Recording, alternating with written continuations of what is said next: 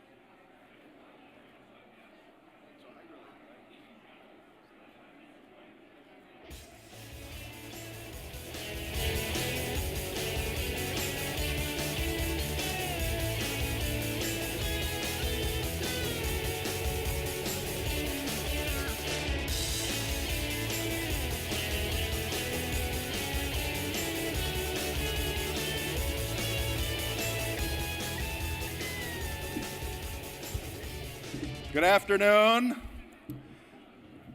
We had a great morning session, and I hope you all have come from equally inspiring workshops. We want to kick off our lunch program. We have a great group of speakers and a terrific panel to carry on the conversation about infrastructure. So to kick us off this noon, I want to introduce the other co-chair of the Blue-Green Alliance. The Sierra Club is one of the largest and most influential grassroots environmental organizations in the United States. The Sierra Club works to ensure that the environment is clean, communities are safe and healthy, and that their efforts to build a clean energy future are all led by Michael Brune, the group's executive director. Michael grew up on the New Jersey shore. He's never stopped a traffic lane on a New York City bridge, I can assure you that. And throughout his life, he's been dedicated to protecting our natural world. He's worked for Greenpeace, led the Rainforest Action Network, where he held companies accountable for their environmental decisions, and then 4 years ago became the executive director of the Sierra Club. As co-chair of the Blue-Green Alliance, he's worked especially hard to build partnerships with America's unions and on the work to realize our common goals, from standing up against the right-to-work attacks in the state of Michigan to ensuring that America's trade laws support both strong labor and environmental standards. Please join me in giving a warm welcome to Executive Director Michael Brune.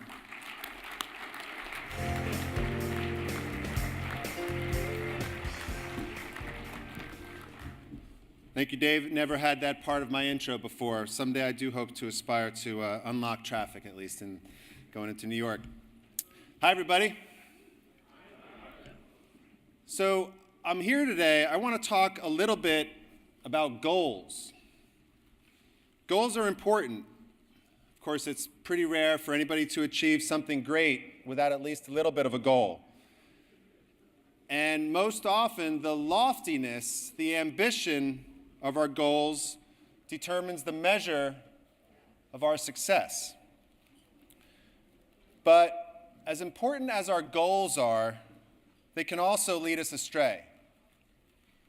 We've all heard the term blind ambition.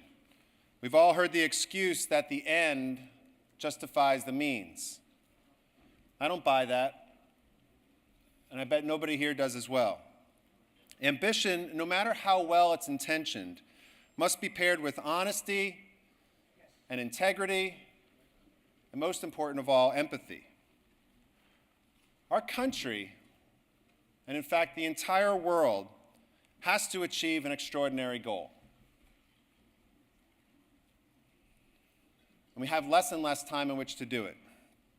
We need to recreate our economy with clean energy that takes the place of fossil fuels. We have to build an economy that is 100% powered with clean energy. Everybody here knows why we have to do that. And everybody here knows that it's going to be a challenge to do that. But we must. And the ultimate rewards for all of humanity when we do achieve that goal will be greater than what we can even imagine. The Sierra Club is 100% committed to creating an economy that is 100% powered by clean energy. It will be the most important thing we've ever been part of. Greater than the creation of our national parks, greater than protecting the redwoods in Northern California, greater than protecting the Arctic, greater than all of the bedrock environmental laws that protect our air, our water, and our wildlife. A failure to stop climate disruption would overshadow every one of those monumental achievements. Success will bring lasting benefits that will be enjoyed by generations. And yet, if we pursue this goal blindly, we cannot succeed. If we pursue this goal without considering how it affects people, as well as the planet, we will have failed. The transition to clean energy is already creating fantastic economic opportunities. But if those opportunities are kept beyond the reach of workers and families who built the old economy, then the new economy will have failed.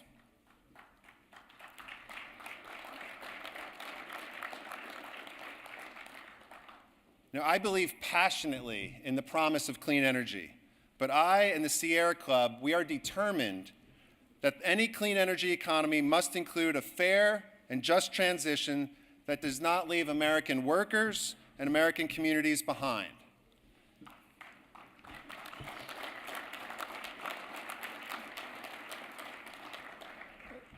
As Rich Trumka said this morning, we have to fight climate change and inequality with both fists. Failure to do one or the other will mean that we'll fail on our efforts to achieve both.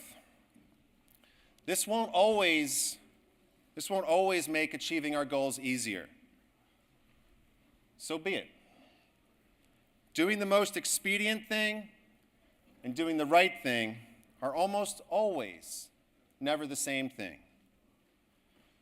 And so far, when it comes to working with workers and communities that are affected by the transition from dirty fossil fuels, sometimes we've been able to live up to our highest standards. And frankly, sometimes we're falling short. But make no mistake, we will never accept that good intentions are enough. We will work harder, we will listen deeper, we will fight more strongly, and we will reach higher until we succeed in building a clean energy economy that includes all Americans. And it will be a beautiful, just, and equitable future, and we will get there in the right way. And so now it's my honor to introduce a leader who I know that we can count on to help us do that. Congresswoman Donna Edwards was first elected to Congress in 2008, becoming the first African-American woman to represent the great state of Maryland in Congress. She has helped to lead the effort in Congress to expand research and development in key industries, protect and grow domestic manufacturing, and invest in America's infrastructure to repair it and create good jobs for working people. Prior to her election, she worked as a nonprofit public interest advocate and in the private sector on NASA's Space Lab project. Donna has completed undergraduate studies at Wake Forest University, and she received her JD from the University of New Hampshire School of Law. In Congress, Edwards sits on the House Transportation and Infrastructure Committee, the Science, Space, and Technology Committee, and the Tom Lantos Human Rights Commission. Ladies and gentlemen, please welcome Congresswoman Donna Edwards to the Good Jobs, Green Jobs Conference. Thank you. Wow, hello. Thank you very much, Michael. Thank you, and thank you all for being here. This is great.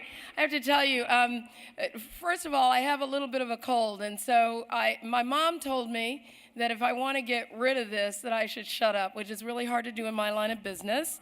But also, she told me that when you sound like this, people have to really listen to you. So I hope I can count on that this afternoon. I am so grateful to be here.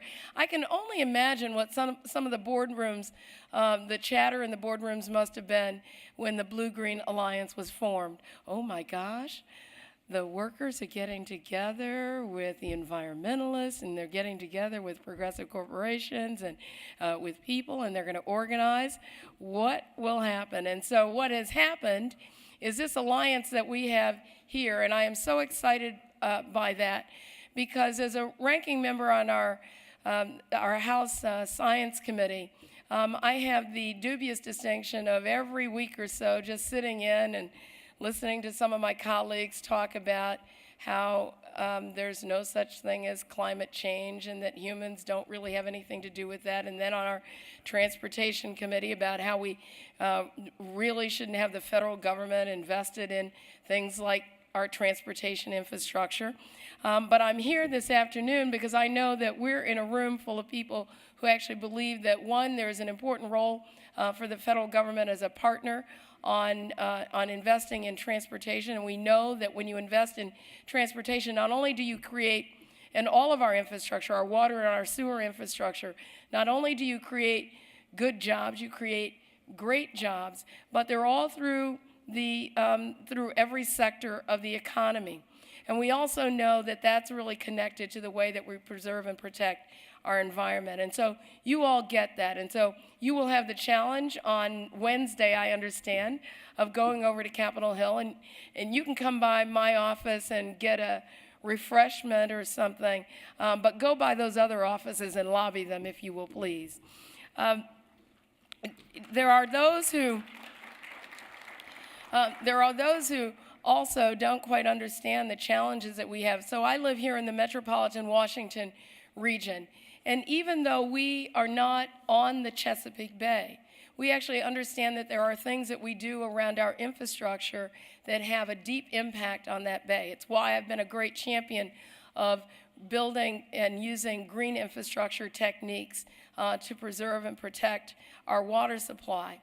It's the reason that I am committed to public transportation and public transit as one of the ways to deal with our infrastructure needs, and why I'm committed to making sure that the kinds of materials and things that we use in rebuilding our roads and our bridges, one, that they are manufactured in the United States, but also that we're using infrastructure, that we're using materials that really help us preserve and protect our environment. And I understand that that then has a big impact on the quality of life for all of us in Maryland and in the region, but also for the safety and the health of our Chesapeake Bay.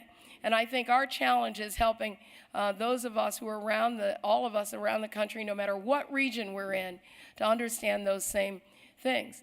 Now, I was appointed to the conference for our Water Resources Development Act. We have to reauthorize that. One of the issues that's actually come up is about environmental protections and under NEPA. And so I have been really fascinated by this idea that more public participation and vigorous public participation is a bad thing. And so I would urge you, as you're going around to offices, talking with members of Congress, helping them to understand that when we have public participation in these big projects, that it actually helps them go much better on down the line. You can be an important voice for that, for those things on Capitol Hill. I was sharing earlier that I have this real penchant for things like research and development. And part of it is not just because I'm so science smart or anything, but it's because I know that when the United States invests in research and development, especially around technologies that have to do with improving our infrastructure, around sustainability, around alternative and renewable sources of energy, that these kind of investments in research and development can be coupled with domestic manufacturing to create and grow jobs all throughout our communities. And I know that you all are so much a part of that. And so again, I would urge you to share with our colleagues that we don't just use the tax code because we think it's fun or because it's to benefit some of our elite, but we use the tax code so that we can create jobs and grow the economy for the middle class, and at the same time do the things that we need to protect our environment. Now, I happen to agree with some of my good friends, Ranking Member Sandy Levin and my good friend John Dingell, about the way to ensure that we don't, sort of push our way into a fast-track trade agreement that I think would undermine not only environmental protections and working and workplace standards, but would really undermine American workers. And so I have joined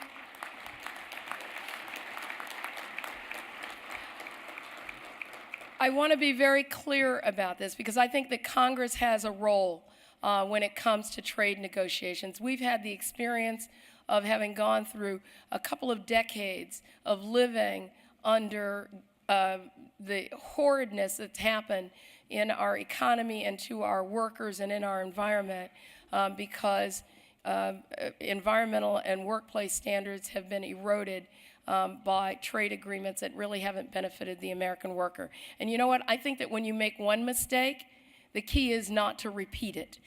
And so I'm going to say very clearly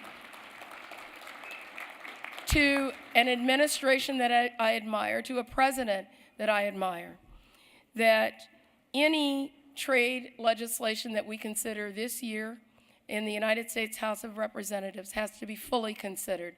And that means we're not fast-tracking anything through Congress. It's time for a slow walk.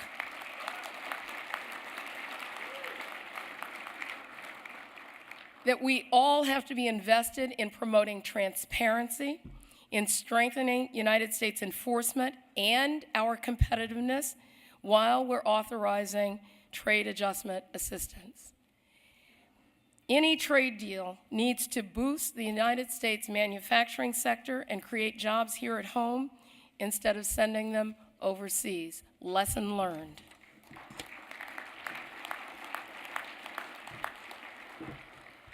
And, there are some who say, well, we should just, I support our president and we trust our president, that we should just sort of trust through these trade negotiations. And you know what? I think that you should remind members of Congress that we have a constitutional responsibility to the people of the United States to review any of these trade deals, to ask questions about them, and to change them if necessary to protect U.S. workers, to protect our environment, and to protect our position in the world. That is the least that we can do as members of Congress. It's what we owe to those whom we represent. I represent the people of the 4th Congressional District. It is what we owe to every single American. And I think it's time for us to send that message, not just to our colleagues in the Congress and to our leadership, but also to send that same message to the White House. I plan to do that.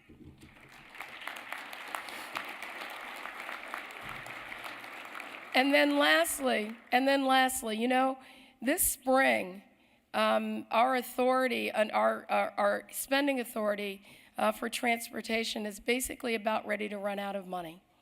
And so we have to create jobs by rebuilding all of our infrastructure. We know that there are 55,000, we hear these numbers, 55,000 bridges or so that are at failing grade or below. Every time I drive around the Beltway here around Washington, honestly, I look at those overpasses and actually I look up when I'm going under because I don't know what in the world is going to fall down on me. We also know that when you invest $1 billion in infrastructure, you probably create about 35,000 jobs all through the economy. It is time for us to make the investments in our infrastructure that our people deserve. Not only will it put all the workers back to work who've been out of work for so long in my district and across the country, but it actually will make us competitive. It will make us competitive in a global economy. When we can move our goods, transport our goods around the country and around the world, when we can make certain that our commuters are able to get to their jobs on time, when we can make certain that our water infrastructure is strengthened so that we're not experiencing water main breaks and things because we have 100-year-old pipes under the ground and we're poisoning our groundwater. All of these are things that we can do. We know that we can do them. Congress just has to have the courage and the wherewithal to do it. And I know that hearing from every single one of you, from every congressional district around the country, we can get the message. And so I will just finish by saying that when I travel over the Wilson Bridge outside of the city here, or drive to the Eastern Shore on Route 50, or maybe a federal bridge or a highway, that it doesn't have a D or an R, a Republican or a Democrat written on that. It's just a road. And so I know that we can get this done. I know that you can get this done. And together, we're going to strengthen this economy. We are going to grow this economy, and we're going to strengthen American workers and protect our environment. One is not exclusive of the other. What the Blue-Green Alliance knows is that those things come together, and when they do, it's not only best for American workers, but it's really best for our economy. It strengthens us in the world, and you send the message the way that I can't even send the message to my colleague, that this is what we must do, it's what we need to do, and we can get it done. Thank you very much.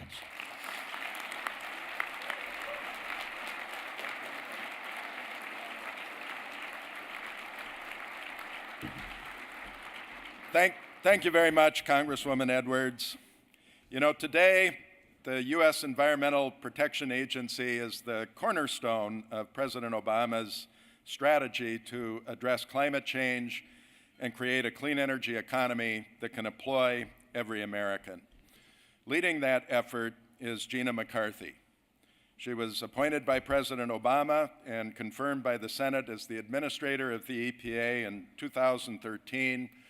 Prior to that, she served as the assistant administrator for the EPA's Office of Air and Radiation. Administrator McCarthy has spent her entire career working at the state, local, and federal level to coordinate policies on economic growth, energy, transportation, and the environment.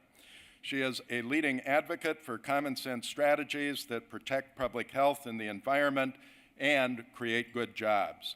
We're so proud that she is here today to talk about the EPA and their work every day to make this country safer, healthier, and a better place for all of us. Please join me in giving a warm welcome to Administrator Gina McCarthy.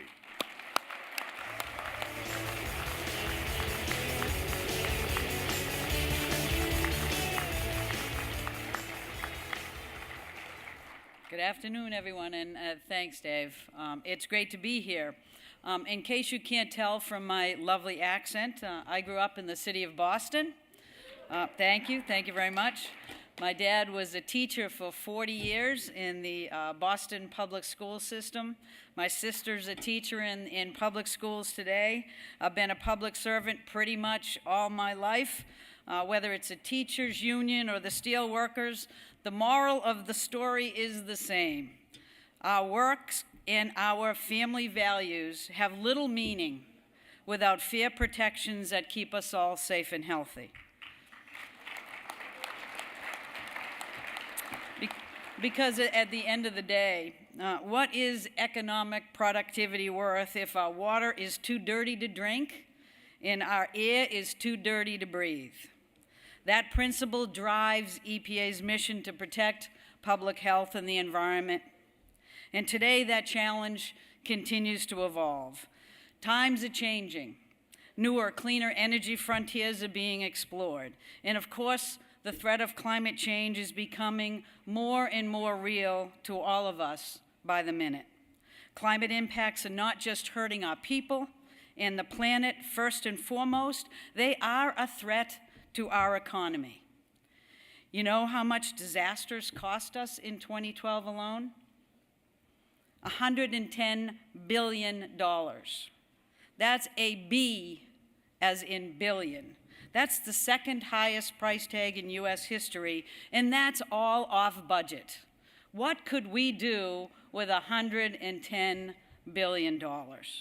Early this month, Mr. Trumka talked about the terrible cost of inaction on climate, and he's absolutely right. He also said that the nation that goes all in on innovation today will own the global energy tomorrow. That's what this President Obama, said in his State of the Union. President Trumka, President Obama know what they are talking about. They agree on these issues. That's why we need to work together to explore creative approaches to meet our energy demands. That's why President Obama reiterated his commitment to climate action in the State of the Union. And we need to take action without sacrificing the health protections, without sacrificing jobs in our communities, and without sacrificing a reliable, affordable energy system. And we need to do it with every sensitivity to the workers that have brought energy to American families for decades.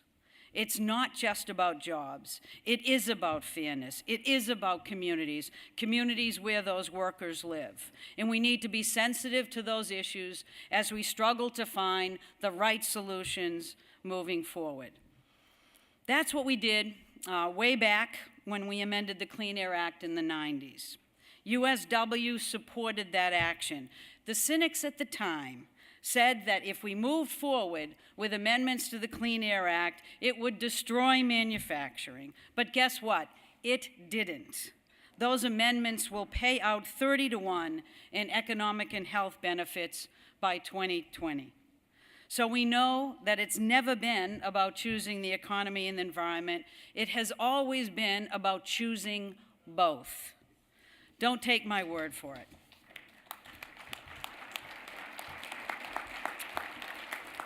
Let's look at a little of the recent history. We worked arm in arm with industry, the UAW, consumer groups, and more to build historic fuel economy standards. Those standards are slashing 6 billion tons of carbon pollution from our environment. That's equal to the entire US output in 2010. It's saving families $8,000 at the pump over the life of those vehicles. It's promoting energy independence by reducing oil consumption by 12 billion barrels. And oh, by the way, we're selling more fuel-efficient American cars faster than ever before. Since Chrysler and GM emerged, Since Chrysler and GM emerged from bankruptcy in June of 2009, the auto industry has added more than 250,000 jobs. That is the best period of job growth in over a decade. And over the past 8 years, while all that has been happening, we've reduced our total carbon pollution more than any other nation on Earth. So go figure. An environmental rule helped fuel a resurgent auto industry. Everybody won in that scenario. When we work together, I fully believe, and we will show the world, that the sky is the limit for the United States of America. And when we step forward to tackle climate change, we will be sure to win in all of these areas, not just environmentally, but economically as well. We will win for the workers in this country if we work together. As you know, EPA proposed a carbon pollution standard for new power plants that's out for public comment now.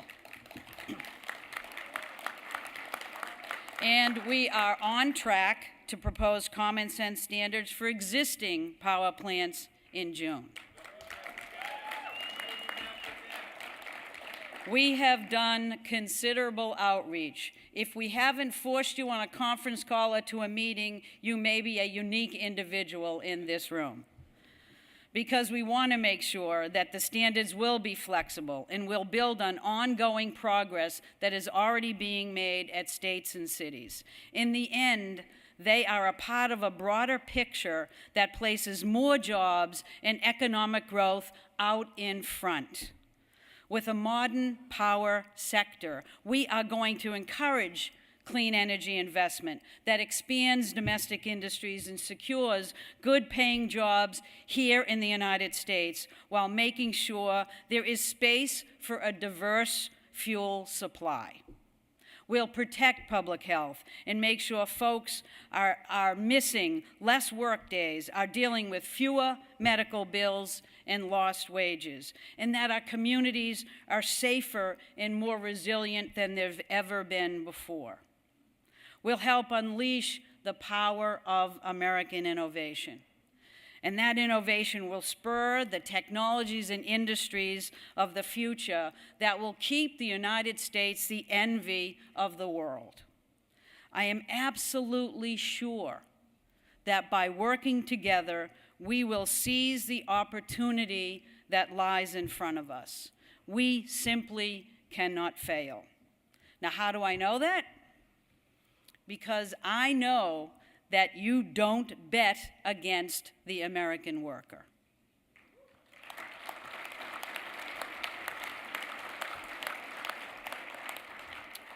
As President Obama so eloquently said in his State of the Union address, we all share the same motivation.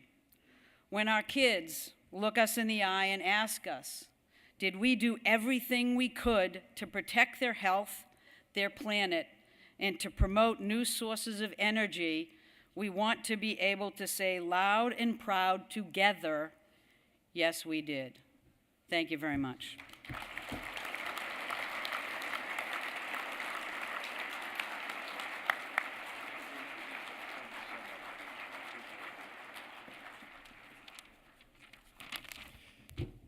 Thank you so much, Gina McCarthy.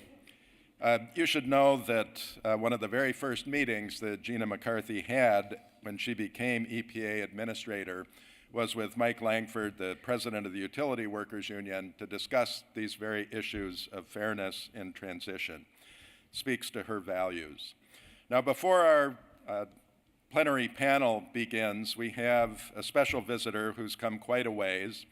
John Mitchell is the mayor of New Bedford, Massachusetts, a coastal city and the 6th largest city in the state. Mayor Mitchell took office in 2012, prior to which he had served as federal prosecutor for the U.S. Department of Justice in the Massachusetts Attorney General's office. Mayor Mitchell has a great story to tell us about the cooperation between union members and environmentalists in his city, and we're proud to have him here at the conference to share it. Please join me in welcoming Mayor Mitchell.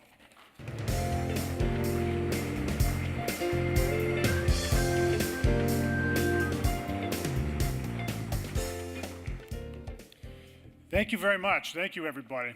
And thank you, Dave, for that warm introduction. But more importantly, thank you for your stewardship of the Blue-Green Alliance. The Alliance is in the right place at the right time as America turns the corner toward a cleaner energy future powered by a highly skilled workforce. And thank you also to Gina McCarthy, a true professional at the helm of the EPA, who understands the need for collaboration as America turns the corner. Now, Administrator McCarthy mentioned her Massachusetts accent. She's from Boston, so you'll get a little bit of that from me, but I'm from the southern part of Massachusetts, so you'll hear a little bit of a drawl in my remarks today. I am here, most of all, ladies and gentlemen, as a witness. I have come to offer testimony, firsthand testimony, that America's green job future lies within our reach. That future is playing out now in the city of New Bedford, where new green industries are laying the foundation to rebuild a great American city. let me tell you a little bit about our story. New Bedford, as I said, is on the southern coast of Massachusetts. We are a city of approximately 100,000 people, centering a metropolitan area of about 250,000. We are a manufacturing city, we are a tourism city, and we are proud to say that we are the largest commercial fishing port in the United States. But we are best known as the one-time center of the American whaling industry. In the mid-19th century, New Bedford's whaling fleet launched more voyages than all other American ports combined, leading New Bedford to being known as the city that lit the world. The industry was so successful that on the eve of the Civil War, New Bedford was the wealthiest city per capita in the United States. At the same time, investment in the textile industries had already begun, and when the whale fishery declined, the looms and the mills continued to drive the city's economy for decades. But by the mid-20th century, New Bedford, like many mid-sized American cities, struggled to meet the daunting challenges in adapting its largely textile-based economy in the post-war era. Like many other cities over the past 40 years, New Bedford has witnessed a steady contraction of its traditional manufacturing base.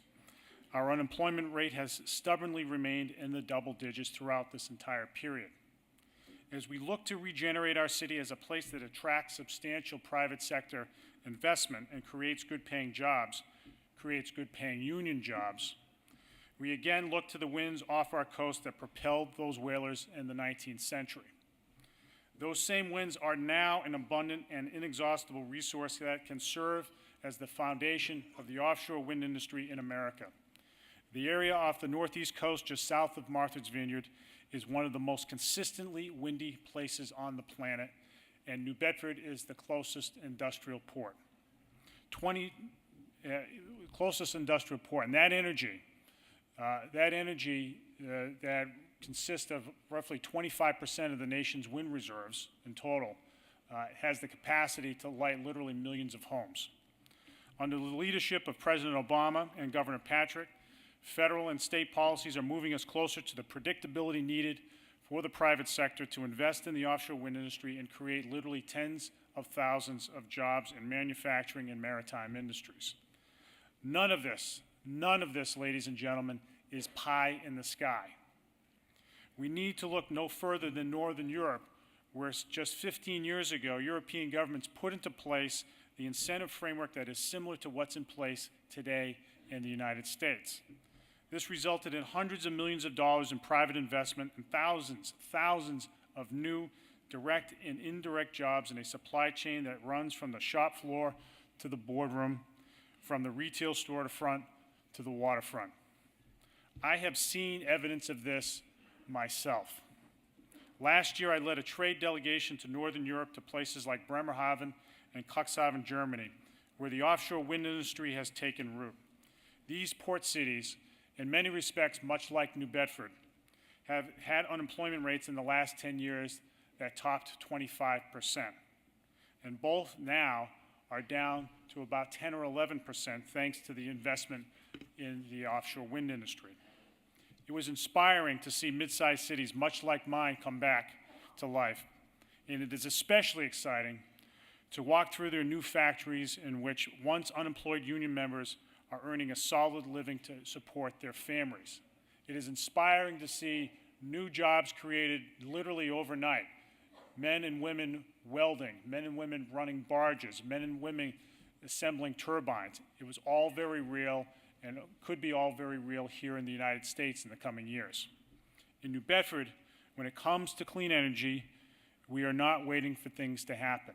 We are making them happen. We have acted aggressively to support the development of the offshore wind industry and the job creation this new green industry can bring to our city and others across the nation. We have worked with our state partners on key infrastructure investments, especially the New Bedford Marine Commerce Terminal, the first purpose-built terminal for offshore wind in the entire United States. The terminal is the result of a $100 million state investment and is engineered to sustain mobile crane and storage loads that rival the highest capacity port facilities in the entire world. Massachusetts, together with our city, are making the kinds of infrastructure investments that set the conditions for job growth.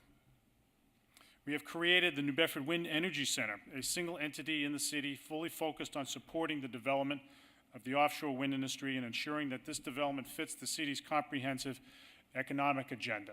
And with us today on the crowd somewhere is Matt Morrissey, the director of the Wind Energy Center, whom you'll hear from tomorrow on the panel on offshore wind. We have advocated for sound national policies and incentives to grow the industry, such as extending the investment tax credit, which we're all familiar with.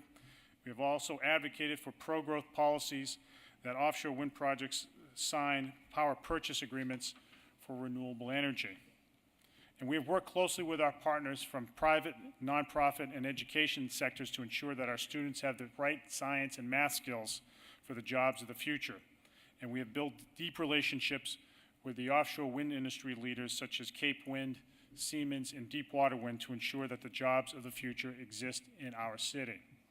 Importantly, most importantly, we have worked hand in glove with our partners in organized labor to ensure that the trades are well represented in the offshore wind industry and that our residents have a real pathway to enter the trades in offshore wind and for other important paying industries. Specifically, our efforts on the Cape Wind project, which have included the establishment of a project labor agreement, should be a model for the rest of the country as the offshore wind industry emerges about how labor and government and the private sector can work together toward common goals. By investing in infrastructure, education, and partnerships, New Bedford has positioned itself at the center of this new national industry. As a pipeline of $1 billion worth of offshore projects, starting with the Cape Wind project, which is right on the goal line right now, are deployed from our harbor, thousands of direct and indirect jobs will be created. This pipeline will also build a foundation for the offshore wind component manufacturing sector in our city. A game-changing opportunity for our city to create hundreds more new jobs will transform our city and our region for the long run. And by the way, it's not just about offshore wind for us in New Bedford. We have aggressively put in motion a series of power purchase agreements in which the city of New Bedford will purchase literally 3/4 of its electricity from renewable sources, putting us ahead of every municipality of our size east of the Mississippi. This too is creating hundreds of local jobs. Through strong collaboration between government, businesses, labor, and nonprofits, we can create good jobs here in America while developing renewable energy and combating global climate change. We're doing it in New Bedford, where we are reclaiming our historic title as the city that lit the world, and at the same time, we hope, helping to inspire blue-green victories all across America. Thank you very much, everybody. Thank you so much, Mayor. That's great. That's a wonderful story. Terrific.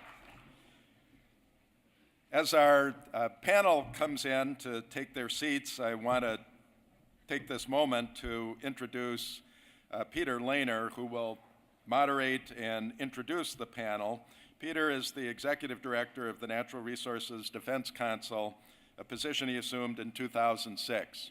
Under Peter's leadership, the NRDC has strengthened and rededicated its resources to addressing climate change, building a clean energy future for America, saving endangered wild spaces and lands, and ensuring Americans are safe from toxic chemicals.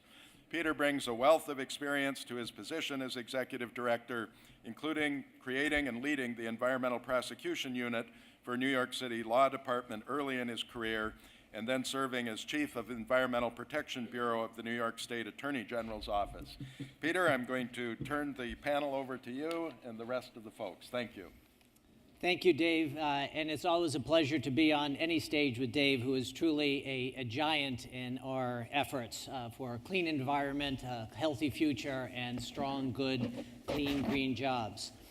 I had a personal introduction to our infrastructure problems this morning, probably the way many of you did. I took Amtrak down from New York City, and because of a broken down train ahead of us, we were a little delayed. I was on the cell phone and it cut off about a dozen times, and I'm going to have a hard time reading my notes because the train was so jittery. I think in contrast to that, a different infrastructure system in China, where NRDC is working to clean up, among other things, the air and the water. As you probably know, about 30% of air pollution in California now often comes in from China. And there you can hop on a train, it goes 300 kilometers an hour, the cell phone works perfectly, and it's absolutely smooth, and you can read your handwriting. And so I was struck again that that's the type of infrastructure the United States should have, and really there's no reason we can't have it. Yet this morning, many of you heard from a panel talking about infrastructure, and the bottom line was our infrastructure gets a D. Well, actually, I think it was a D plus, although I'm not sure that makes much of a difference. And it's clear that we have to do much better. You heard this morning about the need for building infrastructure to not only improve climate resiliency, but also to improve the quality of life of all the communities. Now we're going to talk about the job implications of focusing on rebuilding our infrastructure. These are direct jobs, such as making and laying pipes, such as building and upgrading our energy generation, distribution, and transportation system, our transit and transportation systems, retrofitting buildings to make them more energy and water efficient and more affordable. But it also includes jobs upstream all along the whole supply chain, the steel and the aluminum industry, among others. But fixing our infrastructure also can provide benefits and jobs downstream, making Americans more productive and therefore increasing our competitiveness and providing even greater opportunity for American jobs, markets, and opportunity. And it's not just jobs that we create, it's money that we can save that then can be used for good purposes. A recent study by the American Public Transportation Association found that the average person could save almost $10,000 a year by switching to public transit if it worked, were available, and were in good shape. And think of the productivity and quality of life gains if it's easier to get to a wider range of jobs, or goods can be moved quickly and reliably without getting stuck in traffic. The good news here is that the federal government has now seen this in part. They recently gave an $886 million grant, their largest ever, to the New York City MTA, which employs 65,000 people and moves more than 1 million people every day. But fixing infrastructure itself can not only make our communities more resilient to climate change, but can also reduce climate change. Reducing methane leaks, for example, from the natural gas system, as is happening through EPA's Natural Gas STAR program, creates jobs, improves local air quality, and slows climate change. That's the type of program we can all be supporting. But there's one type of job that, with all due respect, we don't want to increase too much, and that is in unnecessary healthcare jobs. And fixing our infrastructure can also keep us healthy. I think we all just heard Gina McCarthy speaking about how clean air, clean water systems can keep us healthy and keep us out of hospitals in the first place. Yet our drinking water and our sewage systems are in dire need of repair, and ensuring that our clean waters are protected can save hundreds of millions of dollars each year. We'll all have a chance to comment on a draft EPA rule on this coming up soon. So fixing our infrastructure will take everyone working together, all levels of government, labor, the private sector, NGOs. And the good news for all of you is today we have an all-star cast to help talk about this issue. Joining me today to address the infrastructure angle from all sides. You probably all know Leo Gerard. He spoke earlier today. He's the international president of the United Steelworkers, a union I think I saw many of you here. Welcome.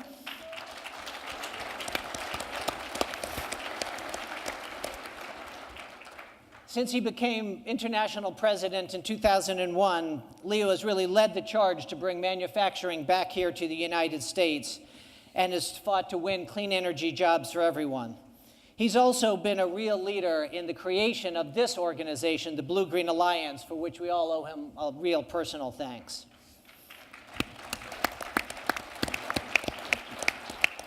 Makes me nervous when you guys clap for me. To Leo's right, Kevin McKnight is the Chief Sustainability Officer and Vice President for Environment, Health, and Safety for Alcoa.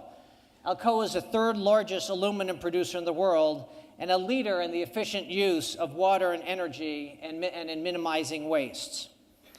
Next to him, Mike Raywinkle is the executive chairman of Evraz North America, the leading steel manufacturer on the continent. Before being executive chairman, he was also CEO of Evraz, and before that at Georgia Pacific and International Paper. So, as I said to him earlier, when he plays rock, paper, scissors, he's got at least 2 of those covered. And last, but certainly not least, Dr. Kathleen Rust is the executive director of the Union of Concerned Scientists, an alliance of over 400,000 citizens and scientists, all focused right now very strongly in leading the charge on addressing climate science and moving us forward on climate solutions. Prior to UCS, Dr. Rust was at the Center for Disease Control, and welcome to all of you.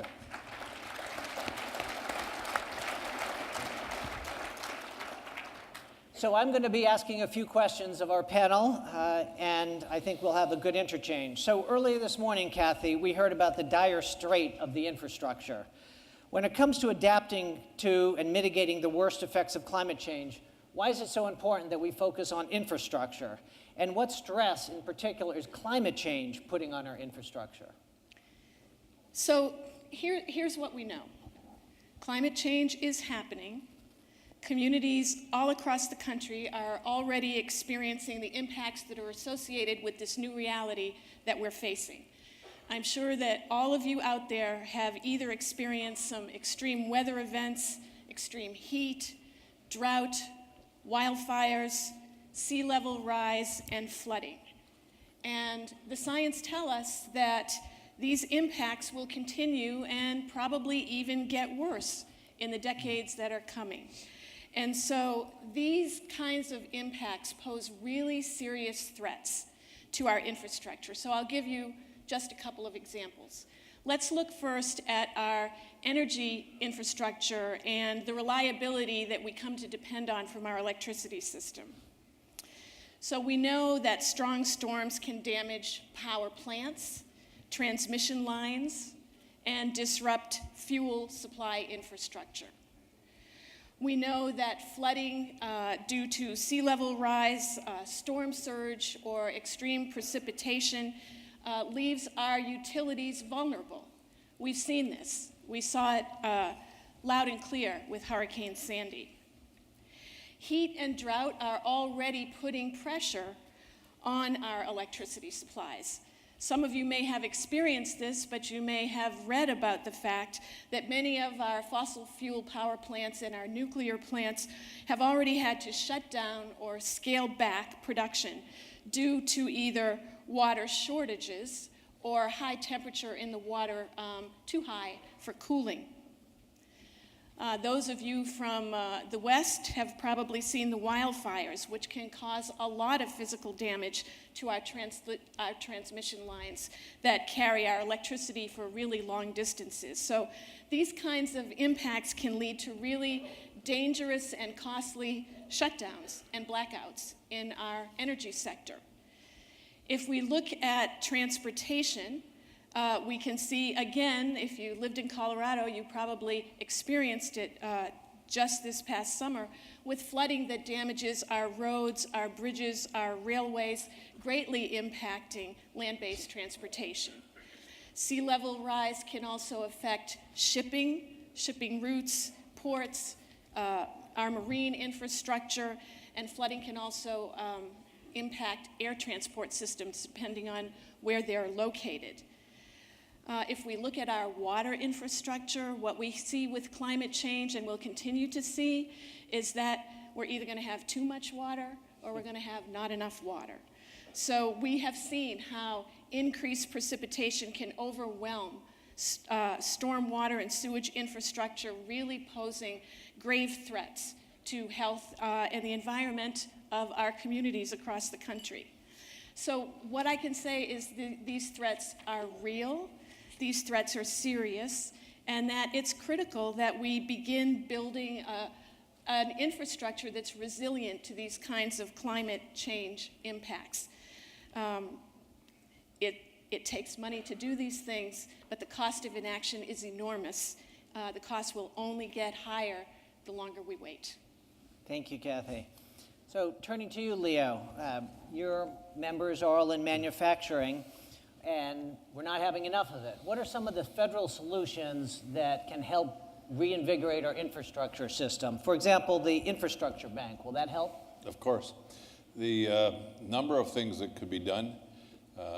First of all, we ought to quit giving tax breaks to companies that move jobs offshore. I couldn't think of anything more stupid.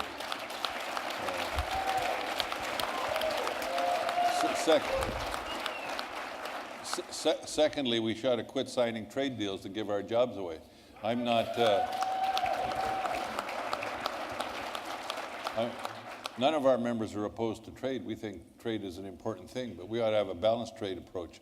And our employers and multinational employers, not necessarily the two that are sitting to my right, but I told Kevin I get a little nervous when I hear the Alcoa clapping for me. I just, you know. but all kidding aside, that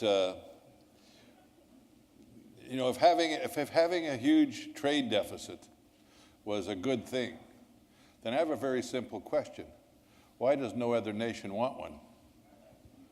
And those huge trade deficits have given away our jobs. So now to come back to your question, the importance of the infrastructure to us and an infrastructure bank that Rosa DeLauro has been promoting for a long time, and I think we ought to try to give it some meaningful support, is that you take a minimal amount in relative terms of federal dollars and you create a bank and you get to leverage that money with private sector money.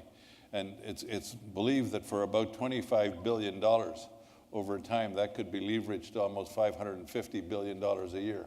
That $550 billion would be wonderful for targeting it over an extended period of time in our infrastructure. And some of the Society of Civil Engineers have calculated that for every $1 billion spent on infrastructure, you create about 18,000 jobs. So if you multiply that number into the number of jobs that you get, it's a huge number. My next comments are sort of a retread to what I've said last night and again this morning. I'm just making a list of sort of the obvious infrastructures. We got over 4,000 dams in America that are already deficient. And if you get some of the stuff that we just talked about, if you get too much rain, those dams are going to overflow. They're not going to be able to hold. And so what's the response that has been to that? People living downstream from these dams are being asked to pay higher flood insurance rates, which is, again, kind of stupid, instead of fixing the dams. We have the majority of our schools now are more than 60 years old. Our kids are in an environment that could be a lot improved in those schools. Our grid, our transportation, or our electric grid, loses 10 to 15% of the energy you put on the grid. Our natural gas pipeline infrastructure is insufficient, and a direct example that will affect some of our members that are in fact in this hall. Up in the New England area, the gas infrastructure provisions, or pipeline I mean, can't hold and can't deliver enough capacity for the demand. So in New England, in Maine as an example, on the lack of being able to deliver gas in Maine is $70 per mm of BTU. That same gas, if you were selling it in Louisiana, where they've got lots of gas infrastructure, is $4. So what will that do to our paper mills? It'll end up that our paper mills, and Kevin will know, some of our mills that were in Alcoa that had energy costs that drove them out of business, that will drive them out of business. And some smartass says to me, well, they can just move down south where the gas is cheaper. The problem with that is you got to go where the trees are. You got to go where the fiber is. And then you want sustainable forest products, so you don't want people going down in areas and out of desperation clear cutting. So everything is tied together. And I could go through, we have as you pointed out, Amtrak, it's a mess. So you go through all of the infrastructure that we have in America, and if we can find a way to kickstart that, if we can make this the issue, and we're not going to tackle income inequality unless we rebuild the industrial base of America. It's a fallacy to think you can rebuild or that you can fix inequality without making things in America. So my last point is, if we're going to do infrastructure, we're going to do it with tax dollars, then every tax dollar that's spent should be made buying American-made products so we put American workers back to work.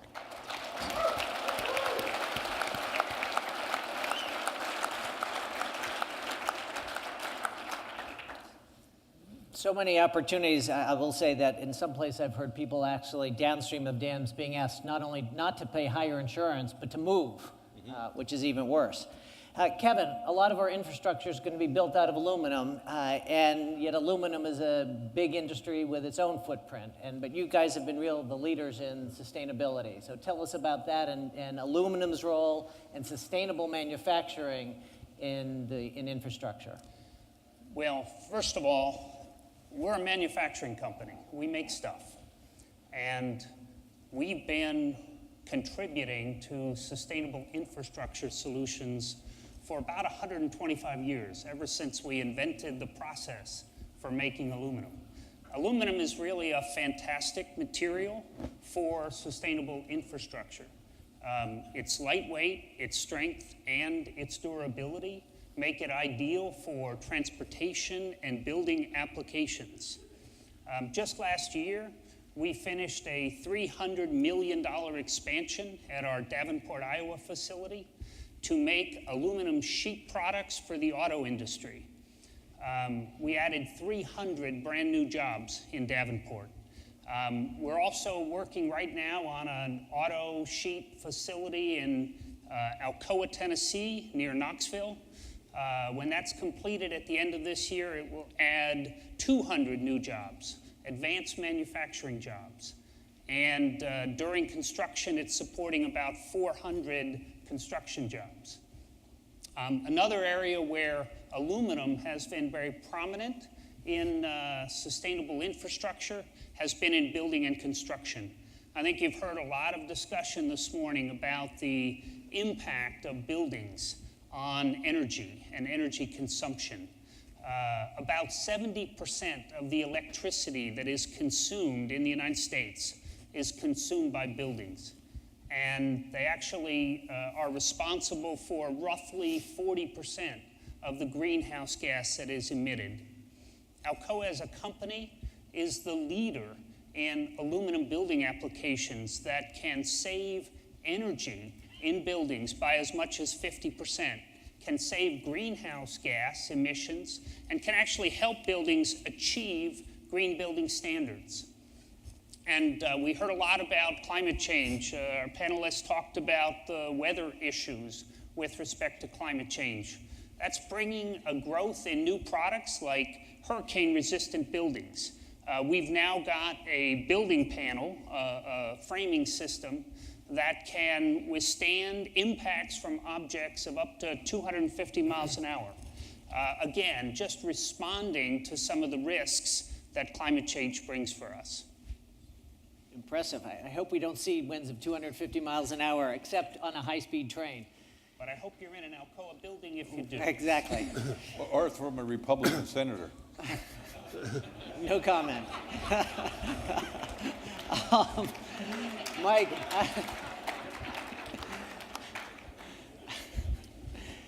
as I said, no comment there, Leo. Mike, how about steel? A lot of our infrastructure, bridges, railroads are made out of steel. What's your thoughts on that? First is that I'm also the chairman of the American Iron and Steel Institute. I was here last week for when all the steel CEOs get together. But Leo is absolutely correct. We can talk about growth of jobs, growth in manufacturing, and the renaissance around energy, and the renaissance around improving our infrastructure in the U.S. and Canada. But that's not going to be our renaissance for the American worker if it's the foreign imports are enjoying this renaissance. And we've got to stop it. It's huge, and we've got to stop it. And Leo is partnered with the CEOs on this effort, and because we got to stop it. And we only stop it together. This is not one person's effort or one group's effort, because these are taking away, these antiquated trade laws are taking away good paying jobs, because we have not been able to slow it down, and hopefully we'll get some legislation to do it, but we've got to push from all the angles to do that. So I've got off my soapbox with that. And so next, you asked about what is Evraz doing. Evraz is interesting in that we acquired the Pueblo, Colorado facility a few years back. Pueblo has been in the business for 140 years. And we learned very early on after acquiring the mill that you need to invest in your people and invest in your infrastructure. And so we also learned that to fight foreign imports, you've got to have the best technology. So what we've been able to do at Everest with a 140-year-old mill is have our people come up with a technology that no one else in the U.S. can do, so that it can provide the hardened rail that's needed to transport, which is what 90% of rail in the U.S. is for cargo. So our rail is the best. We know it. And what you said about coming down from New York today, we want to be able to produce that rail for people moving, for high-speed rail when it comes. Don't let this be some foreign import that enjoys high-speed rail. Let us provide our dependable, quality-produced rail to do that. Great. Well, and I look forward to when Amtrak is fast and smooth. Leo, you've often talked about the fact that in a global economy, pollution is also global. When we offshore our manufacturing, but then with the prevailing winds, we get the pollution right back. How can we make sure that, and U.S. standards are often much higher, how can we make sure that this infrastructure rebuild, if it happens, and we're going to talk about how we get there, creates high quality and American jobs? Well, look, I think I do want to, before I do that, praise Alcoa and Mike as the CEO of AISI. Metal, Alcoa's metal, aluminum, steel, are the two most highly recycled products in the country, on the planet. And if you do the life expectancy of the recycled, they're actually contributing to reducing energy and reducing carbon by recycling that material. The problem also is that then two of the largest exports out of America to China are waste paper and metal. China has decided that they want to control the recycled paper mill business, so they will pay almost any price for recycled paper anywhere west of the Mississippi, which has led to the closing of a number of our recycled paper mills. So when you ask that question, the whole issue is around, if we're going to negotiate agreements of any kind, they have to have strong and enforceable worker standards, strong and enforceable environmental standards. They don't call it LA warming, they call it global warming. Well, to produce a ton of steel in China versus a ton of steel in America, we're going to produce 3 times the carbon emissions. That doesn't make sense. And so when we're going to look at the global economy as it sits, and we're going to negotiate new global agreements of whatever kind, environmental agreements, trade agreements, we need to have at least some kind of a border adjustment. If China is not going to make its standard and it wants to send something into the U.S., then it has to pay an economic penalty for not reaching the nationally accepted or internationally accepted global environmental standards. It can't get a free ride. And we've also got to, at that point in time, recognize that in all parts of the manufacturing sector, we've got to have some concern about what the other side is doing to meet international acceptable standards. Now, I heard from you today, and I heard from Rich Trumka today about China's high-speed rail system. You're sick of hearing about China. No, I'm not sick. I've been sick about China for a long time. The reality, though, is America needs a made-in-America transportation strategy, and we need to make sure that we have mass transit, whether it's on rail or by bus. And by rail, we can have efficient standards, and we can make that rail in Pueblo, Colorado, or somewhere else. We can build those cars in Pittsburgh or somewhere else.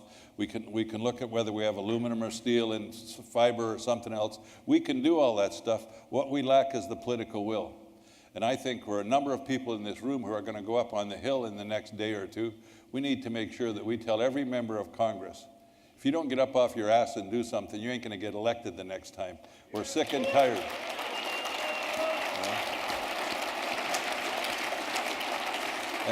And we shouldn't sit in these rooms and answer questions without agreeing, at least, that there's a political problem when you have the richest country on earth having the most regressive infrastructure strategy on the planet. And it's not because certain individuals like our president haven't tried. It's because certain individuals like the Republican Party have tried to stop everything we could on infrastructure, infrastructure banks, trade deals, and the whole deal. And I'm not going to sit here and pretend they're not the problem. Anyhow, they are the problem. They deserve to get their ass kicked out.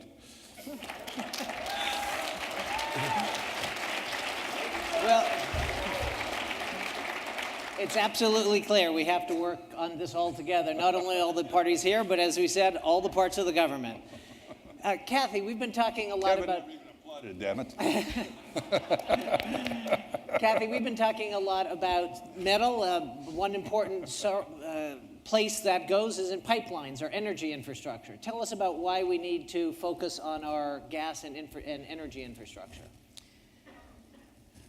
Wow, it's kind of hard to follow, kick their butts out into, let's talk about the pipeline infrastructure. More direct than that. Well, I mean, it's critical that we think about and talk about our gas pipeline infrastructure, especially from a climate change perspective. Methane is the primary component of natural gas. It's a very potent greenhouse gas. It's 25 times stronger at trapping heat than carbon dioxide, which we hear about all the time. The oil and gas industry are the largest source of methane emissions in the United States, representing about 40% of the total.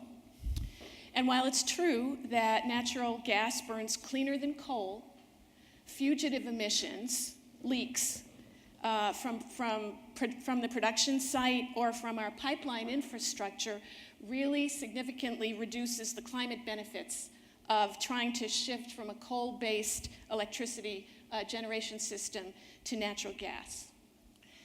Now, what I found interesting, I was reading recently a study that was done by some researchers at Duke University and Boston University. They did a series of studies in different cities across the country looking at methane leaks from the aging urban pipeline infrastructure. And I thought that some of the results were like absolutely eye-popping. In Boston, where I come from, the study found 3,300 leaks.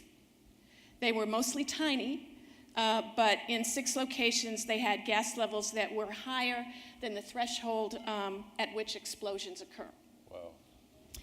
In DC, where we're all sitting right now, the same study found 5,900 gas leaks.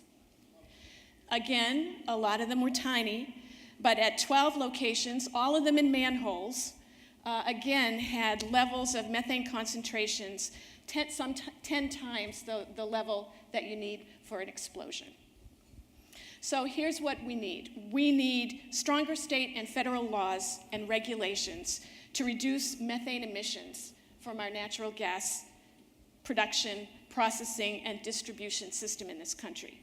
If we get that, this will also help encourage utilities and policymakers make their own investments, I think, in upgrading and maintaining and monitoring and repairing our natural gas pipelines and all of the other infrastructure to meet the future energy demands that we're going to have in this country. And when you combine those sorts of investments with investments in infrastructure that supports renewable energy deployment, you really can slow the pace of climate change. You can grow new industries, and you can create good-paying American jobs that cannot be outsourced.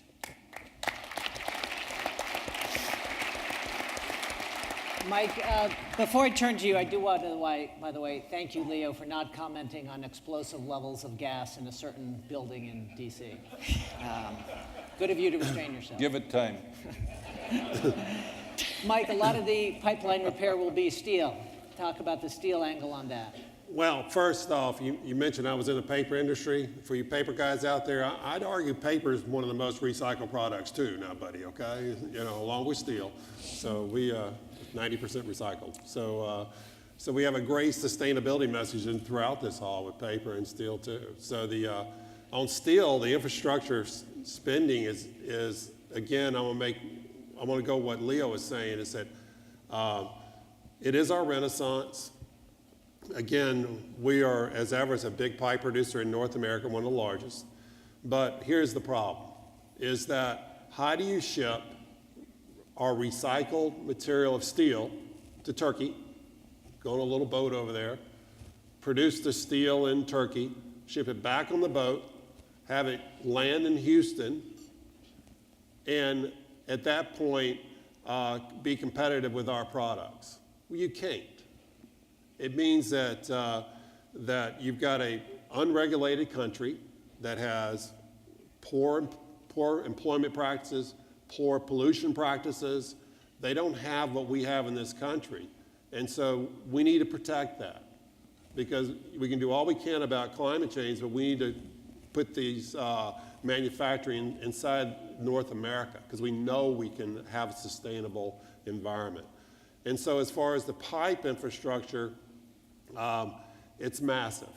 And so the Blue-Green Alliance, I think, is going to be on the front of this as far as talking to local municipalities about this, because it can be done. It's going to need to be a campaign, and I think we can get it done. Great. And now, moving forward, as we said, we've been saying again and again, it's going to take all of us. Kevin, you've been a real leader at Alcoa on collaborative solutions, public-private partnerships and the like. Tell us about some of those, how we can really collaborate and form partnerships to move this infrastructure push forward more quickly. Well, we're all trying to solve sustainability problems. And let's face it, the really complex sustainability issues that we face today are beyond the individual capabilities of even the largest companies.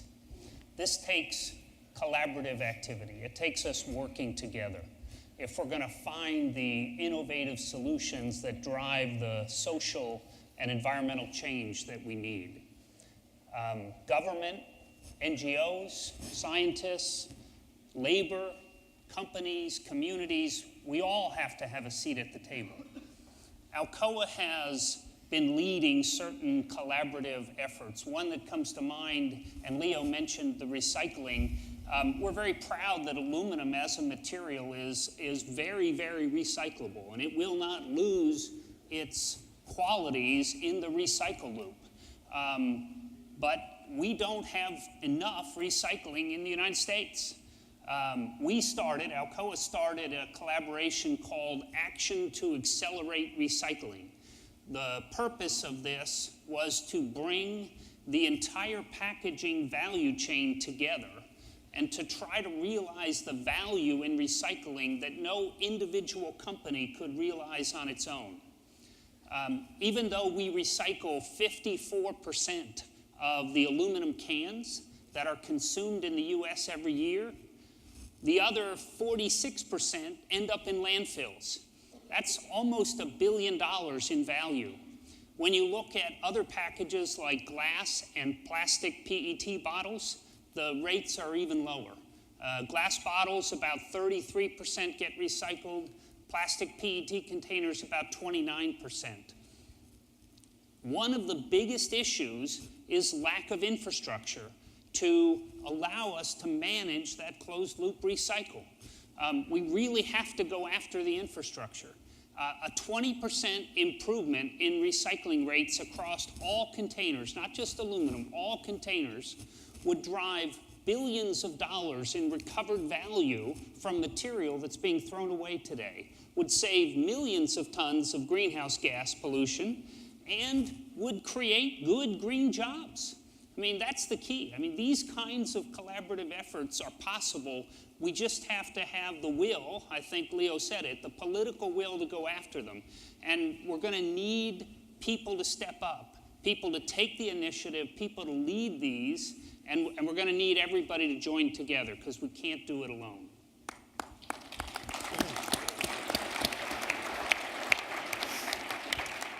So I'm going to ask one question to all of you now. I used to work, as Dave said, for the city of New York and doing environmental law, worked with a lot of managers from cities who worked in water and sewage and environmental aspects. And they were all frustrated because they could never get their mayor to care about this stuff until, as they said, the sewer line broke in their backyard on Thanksgiving. And then the mayor was mad at them.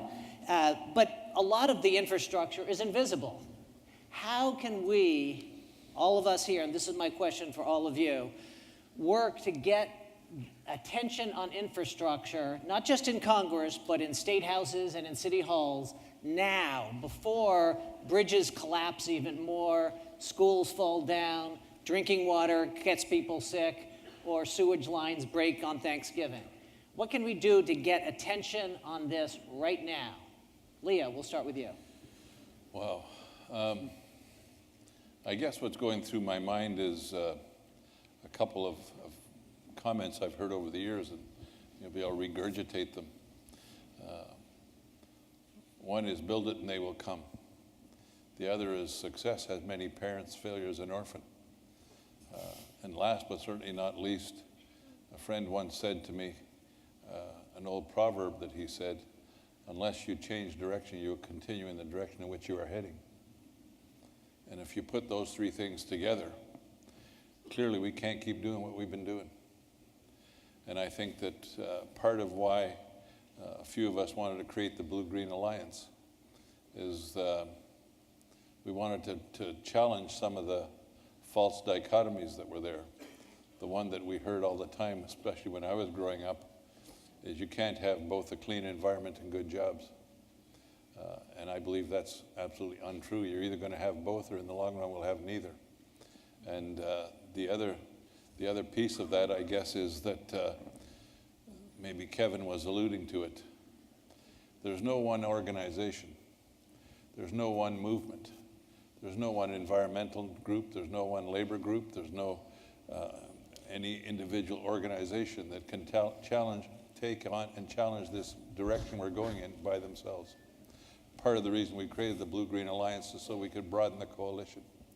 And I think once we have seen what we can do in the Blue-Green Alliance, we need to now have the Blue-Green Alliance make other alliances, maybe with the anti-poverty movement and the civil rights movement, because a clean environment is a civil rights issue. And take on those challenges. But again, that Mike made a point about collaboration. And this is the first time in the 7 years since we created the Blue-Green Alliance that we've had the focus on this conference called Repair America. We educate the people in this room. As I said earlier today, they've got to go back. They're the vanguard. They've got to go back and educate the people. Some of them ought to run for city council. Some of them ought to run for school board. Some of them ought to run for mayor and get into those circumstances and bring the knowledge. And my own personal passion is that I hope to someday be able to sit in my lazy boy chair, which, by the way, is made by steelworkers, so it's a good chair to sit in, and sit in that lazy boy chair and have my grandson's son sitting on my knee, and knowing that because what we've done over the last, in that time, be the next 20 years, that we've created a better environment for our kids and grandkids. We owe it to them to leave the planet better than we found it.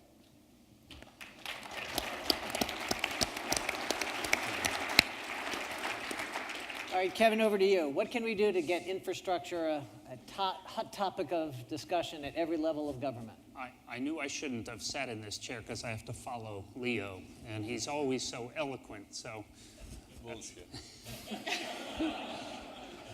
You know, I think it is finding new collaboration models. It really is, and it is working together on the issues that we've not been able to come together on before. I mean, infrastructure requires investment, and that's the hardest part of it. It takes money.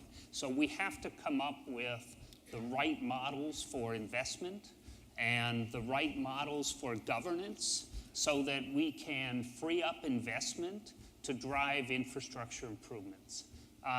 There are lots of models out there today that are inventive, creative, innovative, that people are trying. One that Alcoa is involved in right now is one that the Department of Energy started.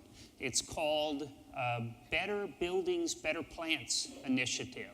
And what they're trying to do is get companies to commit to put their locations, their industrial operations, in this program and drive really substantial energy improvements. Alcoa's got 29 locations in the U.S. in this program, and so far, over the last few years, we've been able to drive about a 12% overall improvement in energy efficiency at those locations. I mean, that's a fantastic collaborative process with government involved, with labor involved, with companies involved. So those are the kinds of things I think that we need. That's a good idea. I should say NRDC was very involved in trying to create a green bank in New York State, and we are hopeful that that model will be one piece of an infrastructure support network that will take root and spread to the other states. Mike, how about you?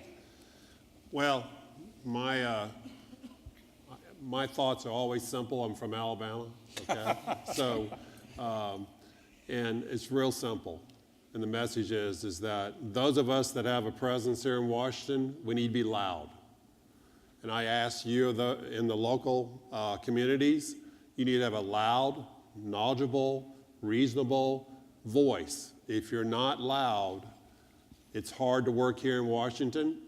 And so the local level needs to be loud.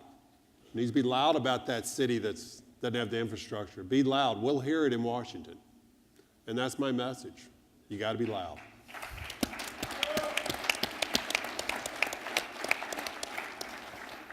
You might have heard this morning, some of you, many of us are working on really trying to amplify the voices of cities, because even while a lot is seeming paralyzed in this city, in other cities, there's really a lot of action going on. Mayors and governors are not sitting still.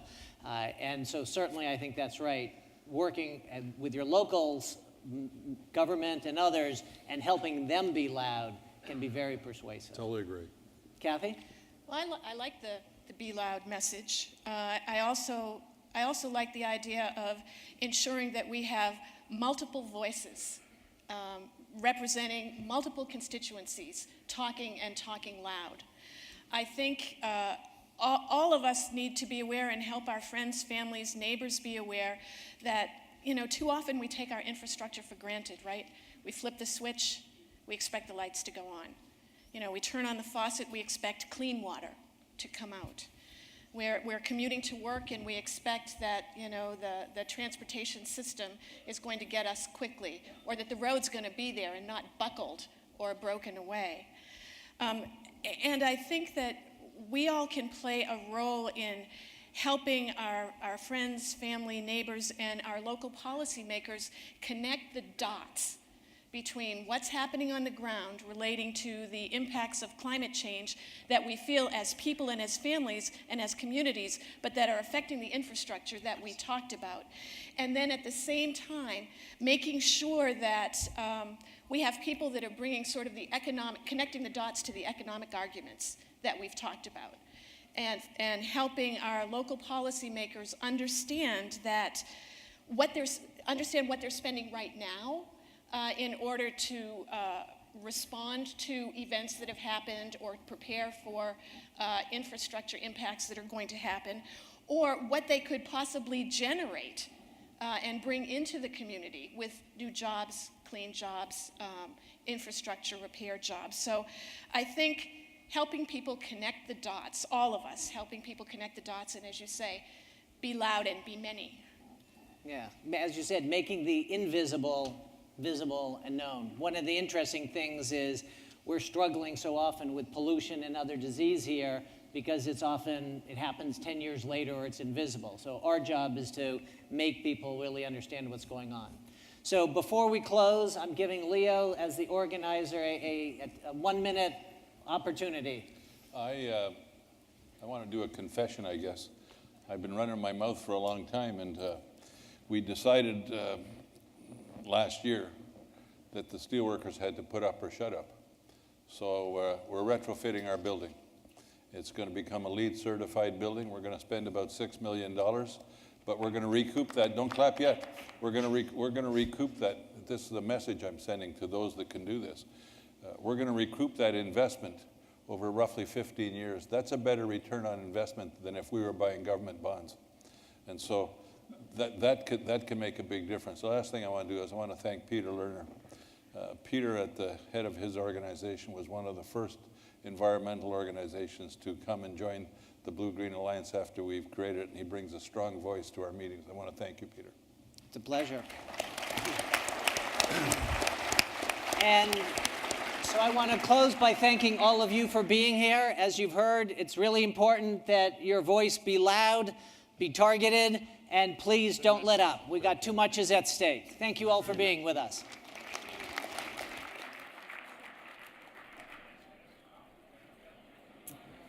Hi, everyone. Kelly Schwinghammer from the Blue-Green Alliance. Just have a few housekeeping announcements for you today. First, I wanted to thank our speakers and panelists, especially Congresswoman Donna Edwards and EPA Administrator Gina McCarthy. If you're tweeting about the conference, please make sure to use hashtags GJGJ2014 and Repair America. The workshops will begin at 2 p.m. Please look at the insert in your program for room locations and descriptions of the workshops. We'll be back tomorrow morning at 8:30 a.m. sharp, where speakers will include U.S. Senator Jeff Merkley and Congressman Keith Ellison. Tomorrow afternoon, after the Good Jobs, Green Jobs workshops are concluded, you're invited to attend a side event on how we can create a nationwide network for the Blue-Green Alliance. Also, Organizing for Action has two great events tomorrow, one on getting your message out via earned media and another on social media. Check out the insert in your program for details. The networking reception will be here in the ballroom tomorrow night, beginning at 6:30 p.m. Again, it's Tuesday night at 6:30. We'll have a DJ appetizers, and there'll also be a cash bar. So don't leave after the final workshops tomorrow. Stay and network and have a good time. And finally, on Wednesday, you'll have the opportunity to join a rally with the Blue-Green Alliance and the United Steelworkers at the Capitol. The rally for jobs, a fair economy, and a clean environment will feature members of Congress like Congresswoman Rosa DeLauro of Connecticut, starting at 10:30 a.m. at the Senate Dirksen Building in room G50. Everyone is encouraged to attend, and you do not need to RSVP. Again, remember to use the hashtags GJGJ2014 and Repair America if you're tweeting from the conference. Thanks, everybody, and have a great afternoon.